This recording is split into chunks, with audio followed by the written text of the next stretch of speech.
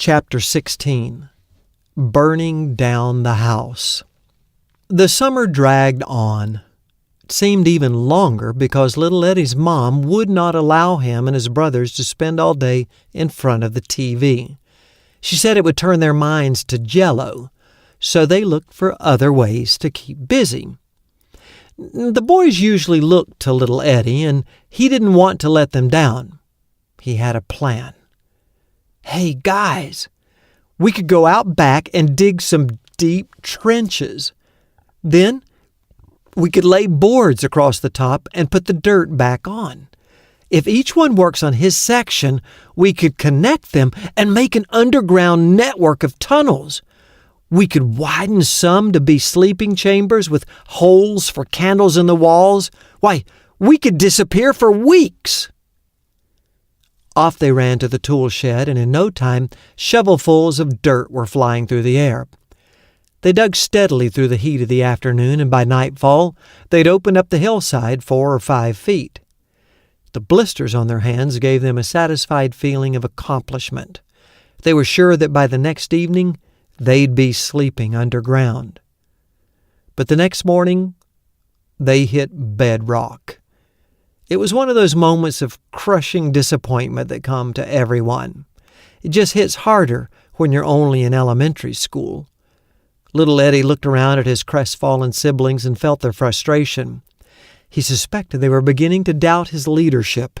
He had to come up with Plan B, fast. At that moment, his eyes fell on the impressive heap of dirt that had been piled up. In a moment of inspiration, ready to make lemonade from lemons, he leapt on top of the pile. "Boys, we might not get our tunnels, but look at what we've accomplished. We've stacked up this mighty mountain of dirt. With a little work, we could carve out a crater in the top, make a miniature forest of twigs, and put a model native village at the bottom. We'd have our own volcano." The boys weren't completely convinced, but as they turned their attention to the volcano, they warmed to the project. The crater was convincing. So were the miniature forest and the native village. They stepped back to admire their work. But something was missing. What could it be? When little Eddie suggested red-hot lava, the boys erupted with cheers. They raced to the tool shed, found an old bucket, and began looking for anything that might burn. Of special interest were the containers marked "Caution, extremely flammable. Keep away from fire."